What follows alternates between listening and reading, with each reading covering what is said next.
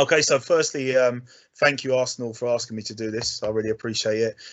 Just so you know a little bit about me, and how I started a relationship with Arsenal. So in 2007, we set up a relationship with Hertsmere Borough Council in the school that I worked in, which was a SEMH school for children with ADHD, Asperger's and autism.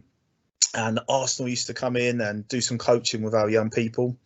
Started with a great guy called John, who come in and started working with our young people, and then was passed to another great fella called Steve, who I know still works for Arsenal. In that time, I met so many great coaches with so much passion, who were great role models for the young people that I worked with. That's hard for me to say, being a Tottenham fan, but it's a positive thing. A little bit about me and my journey, so we can get a bit of background. So when I was growing up, I grew up without a father.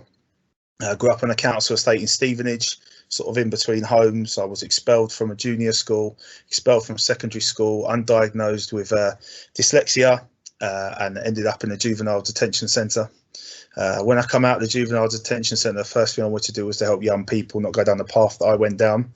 As you could imagine, no one would touch me. Like, no one would even say you could go near children because of the criminal record that I had, even though it was only for, well, say only, but it was for ABH. They still said no way.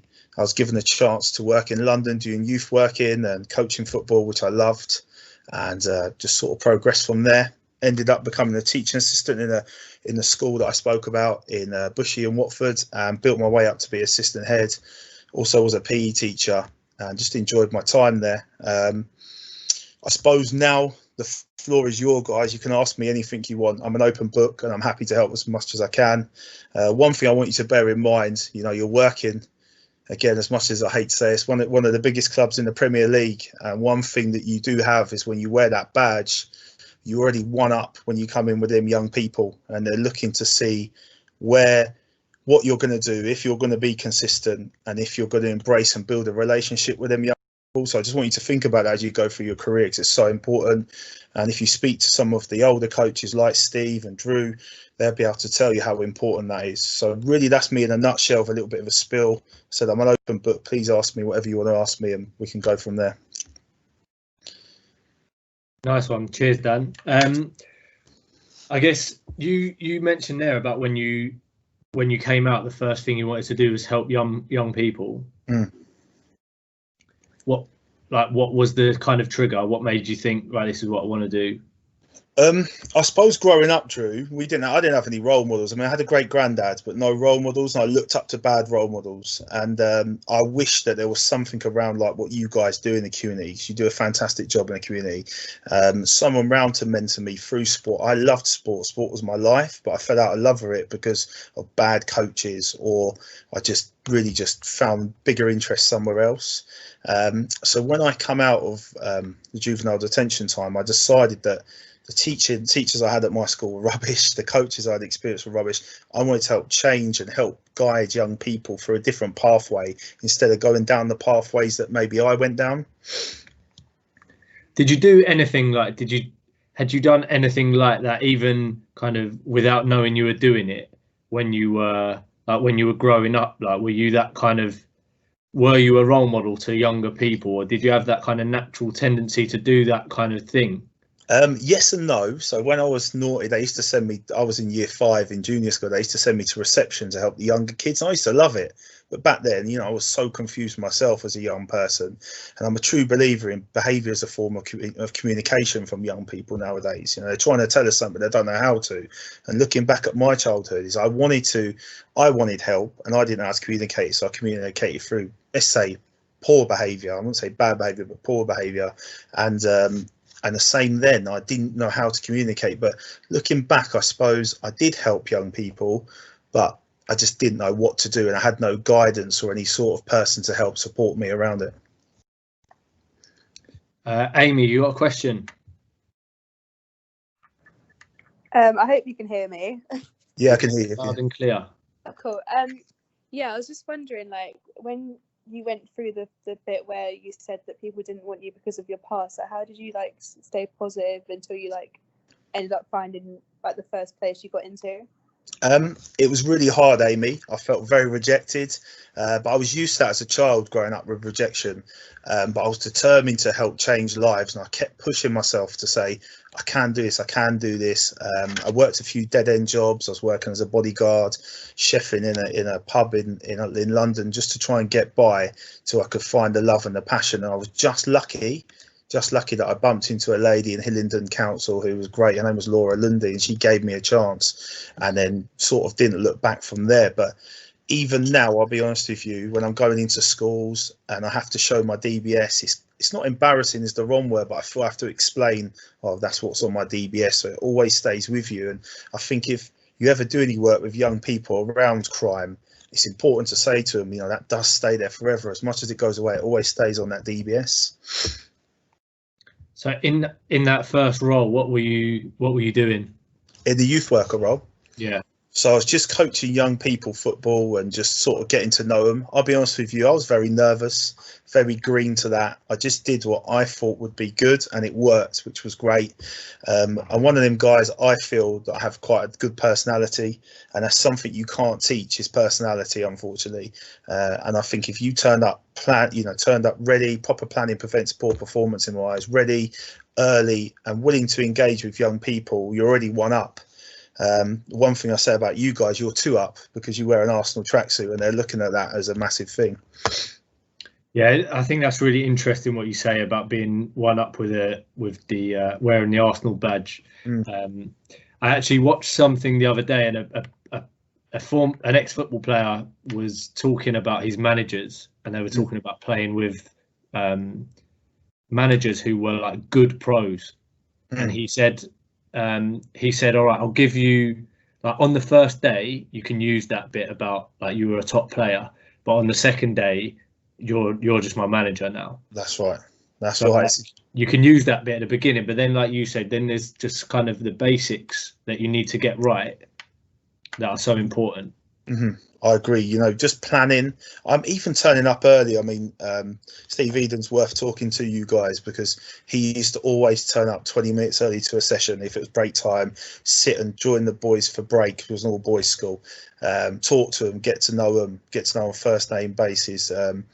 Put himself out, never promise anything, but put himself out there to say, and so did John actually, to say, you know, we could do a tour, bring the boys down, and, you know, take them around the Arsenal stadium. And them sort of rewards that you guys can give are fantastic, but also another chance to build another relationship. I mean, these young people, well, most young people have never been to a football ground, some of them, and never been to London, let alone experience some of the things that we got to do, go to the training ground and work with some of the pros and the female team, which was awesome. You talked about the importance of being on time, those basics. Do you think that's more important when you're working in kind of specialist SEN schools or working with children with learning difficulties? I agree. I'll say that even with mainstream young people, and I hate to call them mainstream, but mainstream young people, is there's so much rejection given to the youth of nowadays, and you would never see it. But just turning up every week and being that consistent person. And in SEMH school, you know, I was there for 12 and a half years. You know, I was there every day working with the young people, and you built a great relationship and trust. And I think that is so important, you know, being there, making sure you've got your footballs ready, you know, your cones, know what you're doing, and also sometimes keeping it simple and having fun, joining in, you know, having some fun and keeping them on task. I mean, sometimes you think, oh, I've got to do it this way so fast, and I've made that mistake, and don't keep it simple, and all of a sudden you lose the class, you know. But I think also as well, when that does happen, it's about, you know what, sorry guys, I've got that wrong today, showing you're human as well, let's do it this way next time. And you get so much respect from young people for that, and that will stop any behaviour issues coming into your class or session. Partly, I'm assuming there might be a couple of other people who are not sure, but I'm trying to get myself out of it there. But you mentioned SEMH. SEMH, so social emotional behaviour. Cool. So, Nyala, you've got a question, I think. Hello. Hi. Yeah, I did. My question. You mentioned a bit about, you know, you go to places and you have to show your DBS and you feel the need, like you have to explain yourself. Are you currently ever rejected of opportunities because of it? No, so the platform I got to from teaching assistant to assistant head, I was never rejected, and it was really, really nice that I was giving them opportunities, and I have to thank everyone that gave me them opportunities. Now I set up my own business. Actually, you know, it was in 2002, and I try and explain it as an experience that I've moved forward from. I've not been rejected, no. But I could probably see how young people get rejected nowadays over it, which if they've got a criminal offence, how they can get rejected. I hope that answers your question. It did, yes. Thank you. Yeah. So, Dan, what are the kind of biggest things that you've learned in the work that you've done, and what are the kind of, I don't know, any kind of top tips that you would give for in terms of actual delivery? Well, I think top tips. Well, delivery is important, but I think being on time, having the equipment, I cannot reiterate how important that is, and being consistent and being there.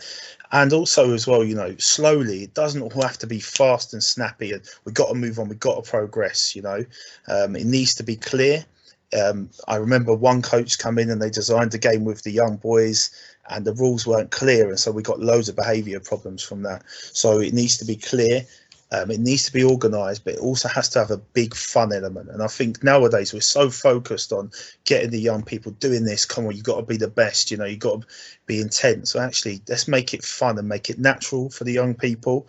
Let's not worry about, you know, everything technical all the time. Let's worry about just keeping it fun, you know, building them relationships, being a bit of a mentor around them young people, and just supporting them when it's needed. Can we talk a little bit around that? Like you said about the behaviour being a form of communication, and you mentioned there about if the session was too complicated, then you might get some different behaviour. Like, where does that come from? If anyone doesn't understand what you mean by, of course, yeah, behaviour being a form of communication. Yeah, I mean, it could be anything. It could be rejection, so they could have been rejected. It could bring back a bad experience for them. They could feel embarrassed, so you go into fight, flight, or freeze at that point as a young person. And then you get a different reaction. So, for example, if you get the fight situation, you could have some verbal come across to you. If they freeze, they could go quite sulky, and if they fly, obviously they could run off from your session, which is quite important. And that's where relationship comes in. Knowing your pupils is so important, or knowing the people you're doing your session with. Like, I've made mistakes. I'll be honest with you. I was coaching my little boy who's 8 last weekend, and I speeded the drill up so quick, I forgot for a second, and I went, "Oh, I'm really sorry," because I could realise that I was overwhelming him and he was becoming quite agitated by what was going on. And I think that's important, that we can see things coming and we can understand and look and say, okay, that's not sitting quite right. Let's, you know, call that young person over. Let's have a quick 5 minutes while the drill's going on. If you have that relationship with a young person, most of the time they will explain to you, you know what, you know, Drew, I'm really struggling with this. You know, I've never used my left foot before, for example. Okay, so what could we do to adapt it? And sometimes giving them the power to find a solution is quite powerful as well. And then have you got any, like, what should coaches sort of look out for? Like, what would you say are the kind of the things that would show that someone might be feeling uncomfortable? Facial expression change could be one thing. Body language change. Sometimes, I mean, if you're working with another member of staff, which Steve and John did work with me, I could advise them, which was quite good. So if you're with another teacher, that's good to know. But body language and facial expression is key. Even how they conduct themselves with the football. So if they've got the football, you know, if they start to blast it or miss a hit, and you can see they're getting frustrated, I think it's key at them points, though, not to publicly embarrass them. So I'm all about public praise and then having, you know, the criticism time. And criticism's a wrong word, but when you need to correct something privately, so they don't feel embarrassed, because then that's going to trigger even more of a behaviour. Yeah, and I guess we're talking about a kind of specific group of kids here, but this stuff this goes for everyone, right?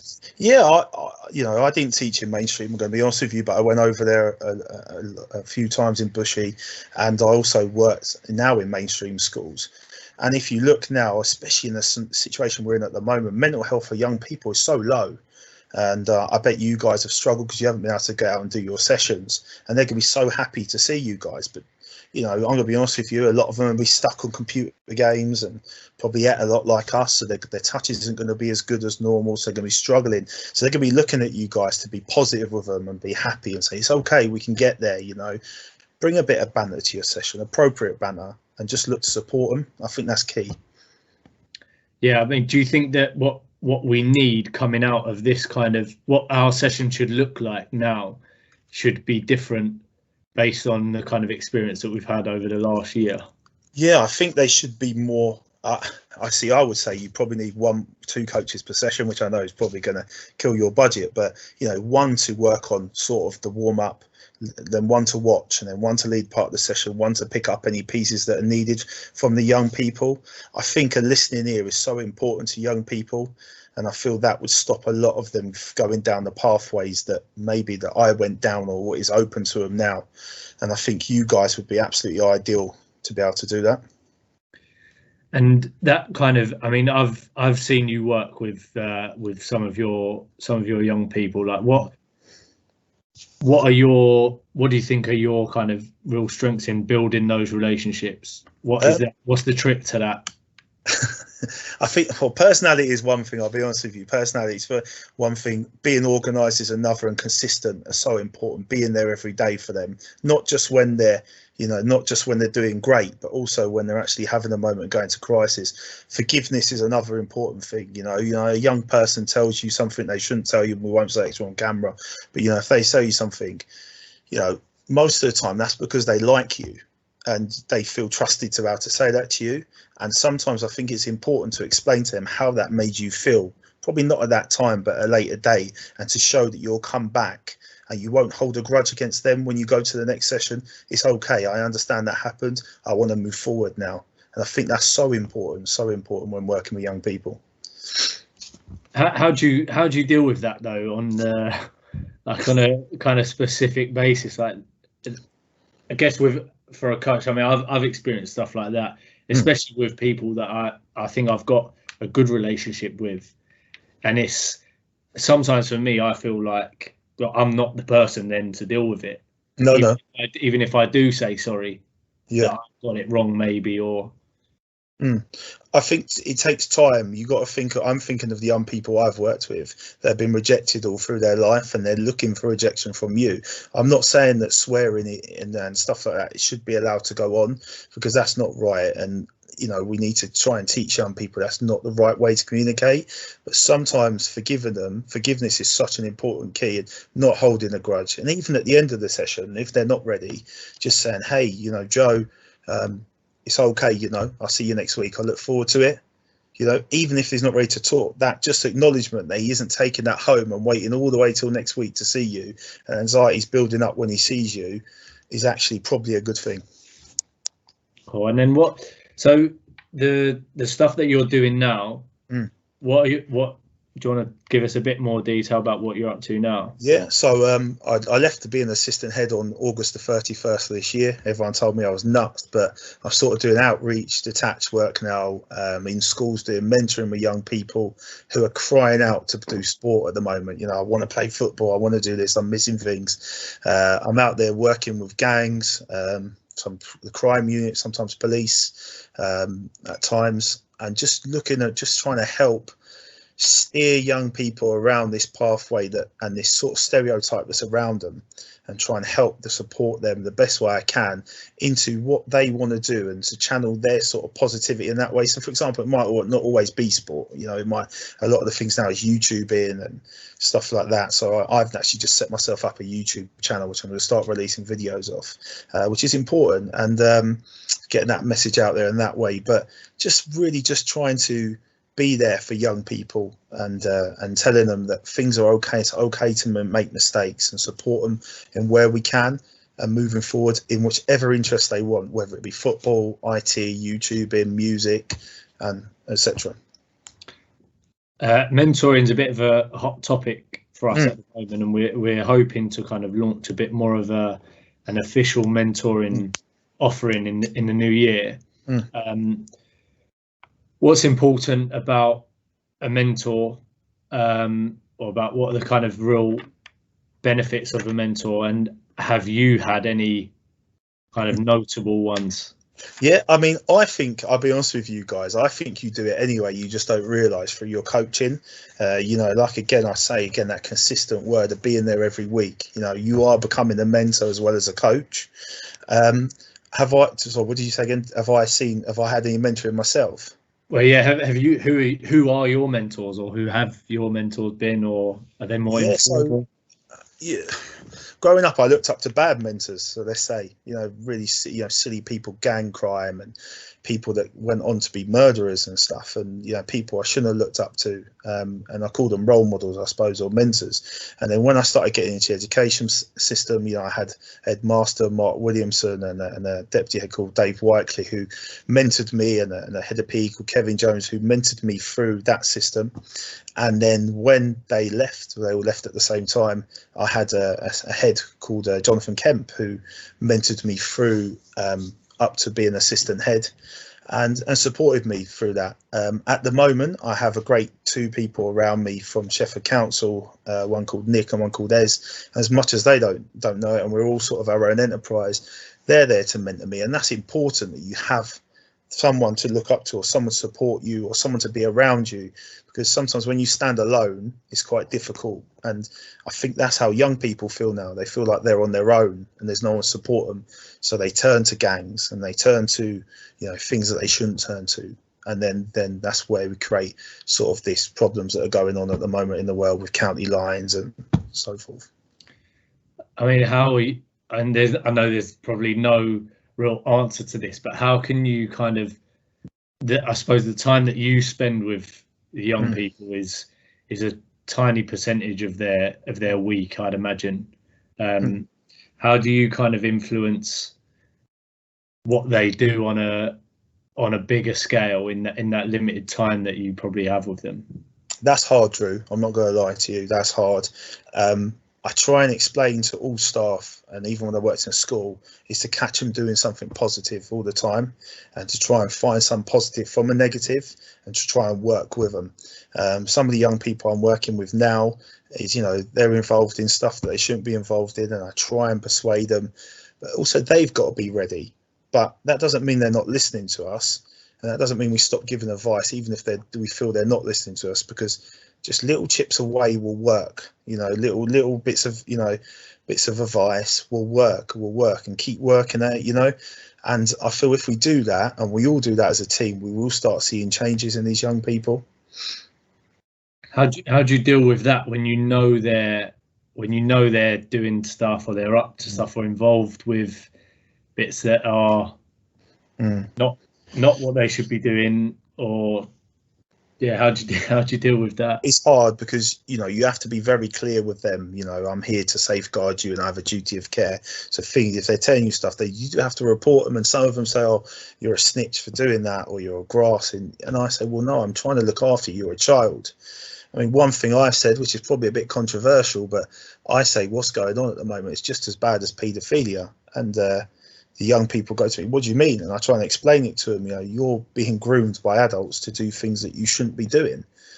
And at that point there, sometimes it sinks a little bit, probably only for a couple of seconds, but it works, you know. It's very difficult. I think regular contact's important, Drew, and I think making sure, again, like you're there all the time and just touching base. And even if you're out in the street, hey, you're right, how you doing, and keep walking, let them know you're there. And when you're ready, they will come and talk to you, and hopefully their lives will change. And when you're talking about stuff like that, you're talking about kids who are involved in sort of gangs and drugs and that. Yeah, county lines and stuff like that. Sorry, yeah. So, and I'm quite passionate about it. I think that, you know, that young people need to hear the truth. You know, whether it be PC or un-PC. You know, that they need to know what's going on in the world and how these people are using them for their own benefit, should I say? And so, are you bringing these kids into like different programs? Like, I guess sport, we know that sport can be a massive benefit for, and maybe it's a distraction, but for these people to have something more positive to focus on. Yeah, so at the moment, obviously, the way the world is at the moment, it's been crazy because there's nothing to offer any young person, which has been frustrating. But there is projects now that are around that that are helping young people, and that you can guide young people to. I'm just hoping that after this year and we start to move forward, that we can open them up more, and we can start to push more young people into these programs that relate to them. I'm not talking you sort of old school, let's go down a youth club and play some pool. I'm talking about music workshops and fitness workshops and coaching badges and stuff like that. I mean, we did something at my old school. Steve and John were both part of this. Is we put together a coaching program for in-house at my school alongside with Arsenal, and as part of it, one of the young boys went and done work experience at Arsenal, and then he went on to college to do a leisure and tourism qualification, and now works as a personal trainer. So you got to think there is steps there, and look at them steps, and that's a big achievement. Okay, that's one, but that's a big positive, and look how we built that up from working in an Arsenal double club, where I'll be honest with you, in year 7 and 8 was his behaviour was challenging, to year 9 starting to change to be the captain of the football team, to year 10 wanting to come on this coaching a sort of badge that we did in-house, to then becoming coming down and working with your gap year program and actually coaching some of your gap year and getting positive from them, then going on to college and now working as a personal trainer. So that's a massive positive. So that kind of giving them an opportunity to be a leader themselves as then. I think that's important, and something we haven't touched upon is in my lessons I would always create leadership. It's not just about the football, it's about the skills that you can produce around it. Self-esteem building, leadership is so important. The skills you can take on to further life, because not everyone is great at football, but actually someone might be good at refereeing, someone might be good at coaching, giving them a chance to lead, doing the warm-ups. And that's something I created in my secondary school from year 7 to 11, was everyone got a chance to lead and everyone respected that person when they led, and it was really, really positive. I mean, one thing I've noticed, Dan, and this is even with, I coach a men's football team, right? And now that we're kind of coming out of lockdown, we set up a Zoom call the other day, and we wanted to get some feedback about how the season's gone, how supported all the players felt kind of individually. And one of the things I find is that young people don't really speak up, and they're not so when you're talking there about someone might want to be a referee, or they might want to have a different role within the game, my experience is a lot of kids don't know how to say, do you know what, I don't really want to play, but I wouldn't mind having a go at reffing.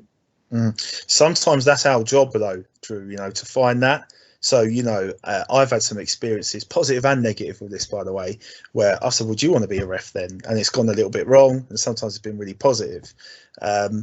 I think sometimes it's just about, again, knowing the young people you're working with and saying, actually, could you think of a drill? Could you think of a drill that might help you?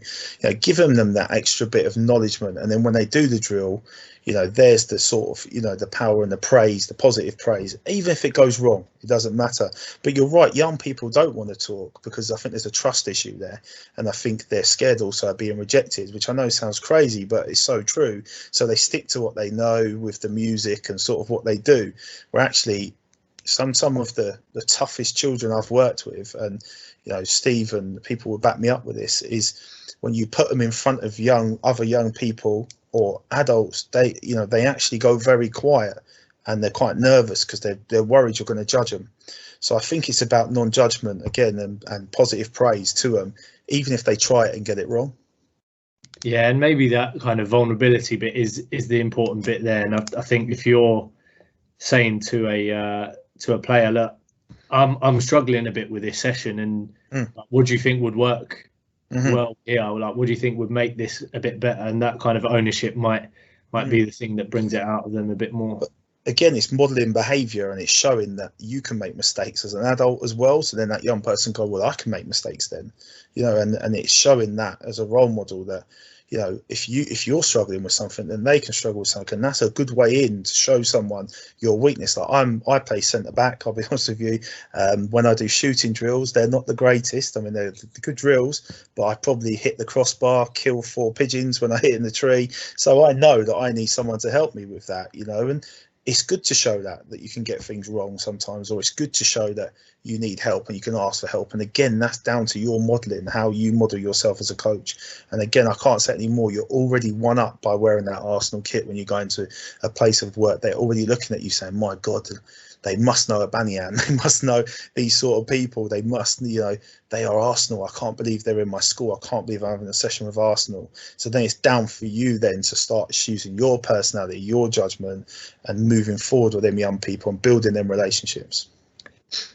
I mean, can you kind of elaborate on that a little bit? Because I think this is something that, I guess, the longer we're there, the more different tracksuits we get, and you kind of forget that the real power that you have just by kind of wearing the tracksuit. But then also from an outside point of view, like how important it is, or how important is it for those kids to see someone come in, because they see Arteta come in, don't they? If that gapper, or that casual coach, they see Arteta. I mean, for example, you're talking about if they're coming into the school, yeah? Yeah. I mean, you got to imagine when first person again was John and the second person was Steve, who come into the school, and then by the end of it, the boys are like, that's the Arsenal coach. Arsenal are part of our school. They're part of our family. They're part of our community. So that means we're part of Arsenal. But it was when they first come in, the whole room went quiet. The whole room went quiet. They were like, who is that? Who is that? That guy's in an Arsenal truck. Do you pay for Arsenal, sir? And you're going to get questions like that, you know. But just that bit then, and then your interaction that comes with it is just so important. For me, I just thought it was, and I can't speak highly, you know, higher than you guys, what you do and how you come into schools and work with the young people you do, and, you know, come in and work and support them, not just coaching, but talk to them and take your time to do that. And the stuff you give them around, you know, coming around the tour and, you know, taking time out, it's just been life-changing for some of them young boys that I worked with. You know, they loved it. They loved every part of it. They were like part of Arsenal. That's what they kept saying to me. We're part of Arsenal. We're part of Arsenal. They belong to something. So instead of belonging to, you know, for example, the Watford gang or the Harrow gang, they were saying, no, we you know, we are, you know, we're part of Arsenal. And when we gave the young boy the tracksuit, so, you know, so when we come down to Arsenal, Steve and John gave him a tracksuit. I've never seen a young person just lift their head, and how they become sort of from this sort of jokey behaviour down to just being sensible. And I said, remember that badge you got on your shoulder, on your chest now, that's what you're representing. And I used that in assemblies for school, you know, how important that is to have the logo on, you know, and how important that is you represent your school. You know, people used to say, oh, we're a special school, you know, we're a fixed school. And I said, no, we're not. We do special things at this school. We do awesome things, you know, and I portrayed that image for a long, long time at that school.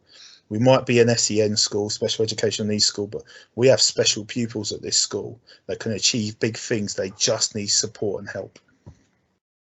Yeah, so I've gone a bit around there, and over the questions. No, that's perfect. I mean, that's kind of, I think it's easy to forget sometimes, especially from inside, like how important that stuff is, and how much of a responsibility we have to represent the badge, really. In terms of your own personal development, like, you've gone on quite a big journey. Like, how have you kind of picked up your kind of your learning? How have you developed as a professional? Why are you laughing? The word professional. Yeah. Sorry, I hate to be called Sir the professional, but I suppose just get used to it. I'll be honest with you. I learned everything from the young people I worked with. Any course, any uni course, any coaching course, yeah, it gives you little tools. It's great, but I learned everything from every young person I work with, and I'm thankful, you know, for everything that they ever taught me. I listened to them. I worked with them. I made a lot of mistakes, and sometimes you learn a lot from your mistakes, you know. And I said to them, you know, when I recently got an award from another football club, but we won't talk about on here, and it was really nice, and I dedicated that to them, you know, and because for me, I learned so much from working with the young people I worked with. I mean, there was one young person, I'll tell you a little story. When he came to the school, I introduced myself and he said, "Oh, so what do you teach?" And I said, "Oh, PE." He goes, "Oh, pointless education." He was on the autistic spectrum. And he said, I take it you don't like PE. And he said, "No, I hate it," you know. And it was because of the experience he'd had before in maybe a mainstream setting. And we differentiated the lessons for him, you know, gave him time on the ball, 5 seconds on the ball, little snippets like that. And he fell in love with PE. Okay, he was never going to be in the gifted and talented bracket, whatever you want to call it, but he was taking part every lesson, bringing his kit, doing well. And the boys that were gifted and talented, let's say, were then like him taking part because he was trying, and then they were in lessons, and then where they were struggling, he was trying to support them, and it became like a knock-on effect, and it was really powerful, really powerful. Yeah, I mean, it reminds me a lot of some of the stuff that's being talked about in coaching now, and like giving superpowers. Yeah. Sounds like you gave him a bit of a superpower. Yeah, maybe. I just think it was important that I feel that every child should get the same education. And when I took over as head of PE in my school, you know, it was very, I mean, the head of PE done a great job, but it was very everywhere, that the curriculum. And I based it into mainstream sport. You know, I made it mainstream sport. The only thing we didn't have was a sports hall, so we couldn't do any gymnastics or dance. They were quite happy about that. But, you know, 6 weeks of football, 6 weeks of basketball, 6 weeks of, you know, fitness and cross country, 6 weeks of cricket, 6 weeks of touch rugby, the invasion games, and 6 weeks of dodgeball. And the boys just excelled and excelled and excelled off it. They loved it. And it was such a, like I said, even the low ability ones, and I hate to use that word, but I suppose there is no other word unless you know another word for it nowadays. The ones that maybe just didn't like sport joined in, and their smiles on their faces. And looking back, talking to you now, I can remember them smiles and think, yeah, you know, they took something from that. Even if it was just that moment of playing sport, you know, or that moment of being a leader, or that moment of getting out, you know, the best in the class, apparently, you know, that was a positive for them. And since I left the school, I've had a lot of messages from parents and carers and saying, you know, thank you for everything you did for my son. He loved it. And the reason he come to the school was because of you. And I say, no, thank him, you know, thank him for everything. That's so important that he understands that everything he did, you know, I listened to and I learned from him as well. And that's so important. I think we go in, sometimes I've done it blind. I've gone in with a, you know, I know better than you because I'm an adult and you're a child. We need to get away from that. We need to, you know, that's not, still don't hold boundaries and keep it safe, but actually think, okay, you know, I could learn a bit from this young person I've never worked with, for an autistic child, for example, or, you know, an MLD child, or you know, someone with Downs or something like that. And it's all about learning experiences and taking every opportunity is a learning opportunity. This tonight for me is a learning opportunity. I've never done this before, and it feels quite positive so far. So hopefully it will be for everyone. Yeah, no, it's been great, Dan. It's good to get. I mean, like you said, you've done work with Arsenal for a number of years, and I think it's good to not only to get your experience from the work that you do, but the experience and to hear a little bit about what that relationship means for a staff member and the pupil to have Arsenal come in, because we've got people who will listen to this, either listening now or who will hopefully listen to it after, who are going into schools and being those kind of representatives. What are you doing now to kind of make sure that you keep developing? I think, well, there's not many courses around at the moment, so I've done a few. Again, I'm just listening to young people. I'm 37 now. I'm getting old, a few grey hairs, and quite heavy in the old weight department. But I'm listening to young people, and I'm listening to what they're saying and how they're asking for help, even if we don't realize it, you know, through different language and different barriers. And I'm listening to them, and I'm keeping myself relatively current through them.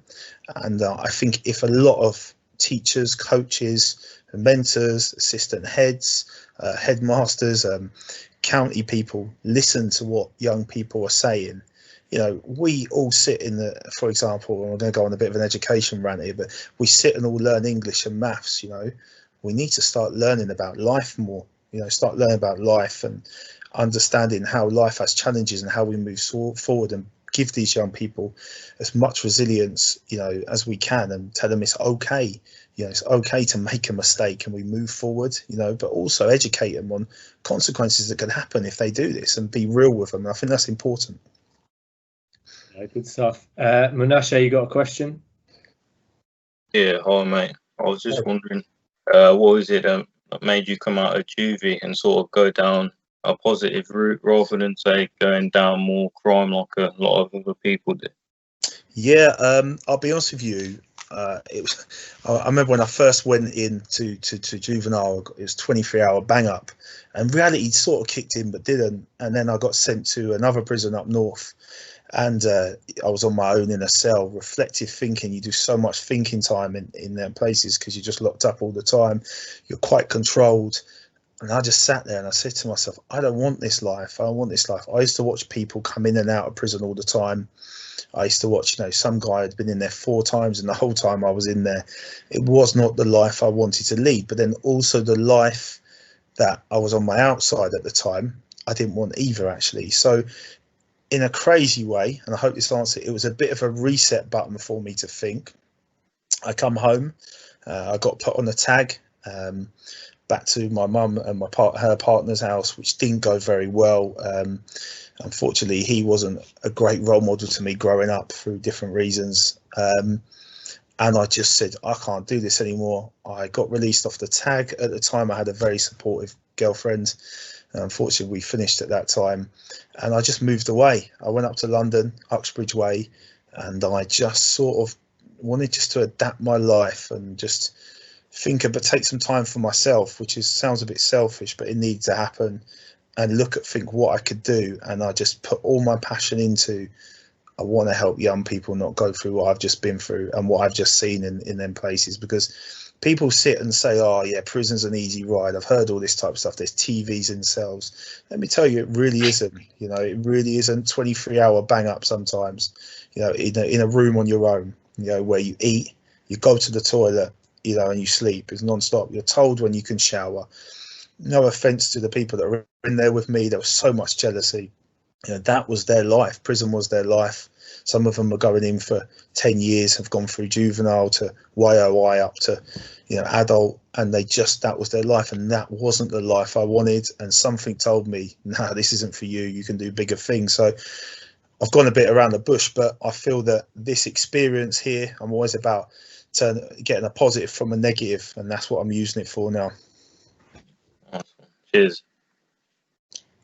Thanks, Dan, and thanks for your honesty as well. I think this,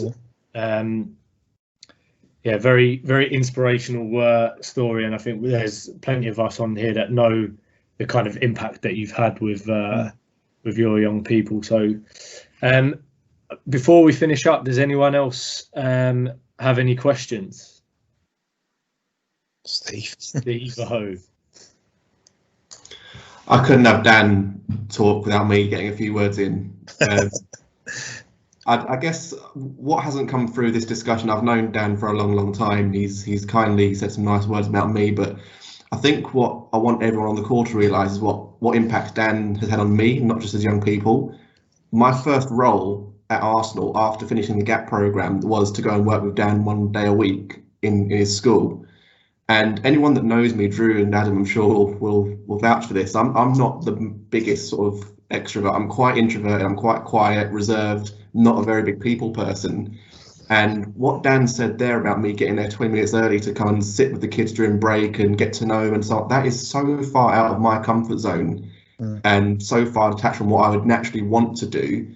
But having someone like Dan we're almost polar opposites, aren't we, Dan? Like, yeah, we are. Yeah, he's a real sort of like extrovert, loves talking to people, meeting people, not afraid to make a fool of himself. You know, he's he was exactly what I needed, really. So I guess my advice there is just to, you know, find people that do challenge you to, you know, be vulnerable, come out of your comfort zone. And it wasn't long before I really felt part of the school community just as much as the school felt part of Arsenal, and it was definitely a two-way street. But I guess with Dan, what I want to ask you is, like, we haven't even touched on any of your charity work or any of the other stuff that you've done on top of your work with young people. How, like, what point do you know it's quite easy when you are in that mindset of constantly helping people, being a giver. You know, where do you get your support from? Because it's got to take its toll, you know, in the line of work you're in. It does. I think it's about having a partner that understands what you're doing is massively important. But also, I never ever want anything back from what I'm doing. Like, I don't give to receive. So when people have let me down in the past, I sort of just said, right, okay, that's just them, and I move on. And it takes a while to get into that mindset. And I try and explain that to young people nowadays. I remember a good person said to me once, I held the door in Tesco's and this person just ignored me. And he said, that's not your problem, mate. That's theirs. That's how they're going to be. Let them deal with that. And since someone told me that, I've just thought, okay, fair enough. You know, that's their problem. Let them deal with it. Okay, you just continue on the journey you're on and the focus you're on, which is to help as many people, not just young people, even if this helps you guys tonight, you coaches or adults, as many as I can to help improve, to be the best they can be, to help change the community they're in, to help change what's around them, and to help change sort of anyone, even if it's just one person. And that's one thing I try and think every time I talk to someone now. If I'm talking to 10, you know, I'm talking to 6 tonight. If one of you takes a bit of advice from tonight, then I've done my job from my experience. If none of you do, then, you know, at least, you know, you've heard something, I hope, positive tonight, and, you know, you can adapt your coaching a little bit. I was just waiting to see if Steve was going to say anything else, but I was also waiting to see if you wanted to talk about when you scored past Steve. Yeah, no, we could do if you want. So just for you guys, obviously I'm a Tottenham fan, and I enjoyed the game at the weekends, but that still doesn't, and for me to sit here as a Tottenham fan is quite interesting, isn't it? But obviously when we used to come to the training ground, it was great times. And one time we had a little game, and me and Steve used to have banter, and Steve, it's really nice to hear what you just said then, and the boys used to like it, and it was healthy banter, you know, it was healthy banter between each other. You know, you guys used to sit and say, you know, we've won more leagues, and yes you had. And one time I scored a very nice goal where I chipped over Steve's head and scored in a top corner, which I have a little bit of a video about, which I'm happy to send into Arsenal so you can watch. But yeah, it was good times. But healthy banter's important. Healthy banter's important, and healthy, you know, healthy sort of friendships and, you know, laughs when you're doing the game was important. And I think, like Steve just said, that helped him. So that's good to hear. For anyone who doesn't know or hasn't seen it in action, Steve's a decent keeper as well. So that's a fair shout, scoring a decent one past Steve. I've known Steve since our gap year about 10 years ago, and I don't think I've ever scored past him.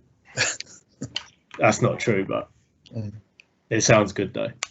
Dan, listen, thanks so much for your time. I know we got started a bit later than. Yeah, I apologise. I apologise for that, guys. You have got someone with a hand up here on my screen. Might be Menashe. Is that from before? Yeah, from before, mate. Sorry. Yeah.